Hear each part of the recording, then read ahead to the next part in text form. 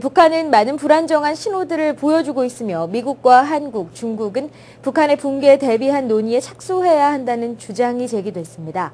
미국의 유명 언론인으로 CNN 방송 프로그램을 진행하고 있는 파리드 자카리아는 18일자 워싱턴 포스트에 게재된 칼럼을 통해 북한의 붕괴는 심각한 지정학적 불안정을 야기할 수 있다며 이같이 밝혔습니다.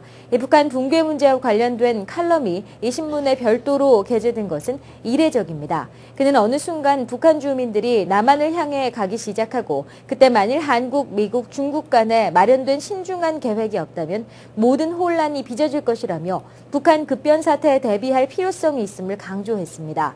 그는 또 미국의 경우 북한의 작은 핵보유국 문제에만 집중하고 있다며 하지만 문제가 더 일어날 수 있고 이 문제를 일으킬 시나리오는 북한의 정권 붕괴라고 미국의 관심을 촉구했습니다. 이 기적처럼 생還한 칠레 광부 33명 가운데 한 사람이 돈을 주면 인터뷰를 할 수 있다고 밝혀 비밀 엄수의 약속이 지켜지지 않을 수 있다는 예측이 나왔습니다. 이 대부분은 현재까지 영화와 도서 등의 판권 문제가 해결될 때까지 지하에서 벌어진 일들을 비밀로 하자는 약속을 잘 지키고 있습니다.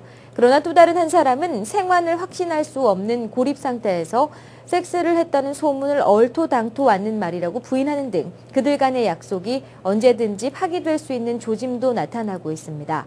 이 지하에서 40회 생일을 맞기도 한 농부는 지하에서 보낸 시간들을 소재로 한 이야기로 돈을 벌게 되면 자녀들 대학 교육 자금으로 사용하겠다고 밝혀 비밀 약속을 파기할 수도 있다는 뉘앙스를 풍기기도 했다고 전했습니다. 올해 들어 전 세계에서 발생한 선박 피랍 사건의 대부분이 소말리아 해적의 소행인 것으로 나타났습니다. 18일 국제해사국에 따르면 올해 1월부터 9월까지 세계 해역에서 총 39건의 선박 피랍 사건이 발생했으며 지난해 같은 기간보다 5건이 늘어났다고 전했습니다. 이 가운데 소말리아 해적에 의한 피랍 건수가 전체의 90%를 차지하는 35건에 달한 것으로 조사됐다고 AFP통신 등 외신들이 전했습니다. 국제해사국은 지난 7월 소말리아 해적들이 원양어선을 모선으로 이용해 처음으로 홍해까지 진출해 화학선을 납치하기도 했다면서 해적들은 자동화기와 로켓 추진 수류탄 발사기 등으로 중무장하고 있다고 밝혔습니다.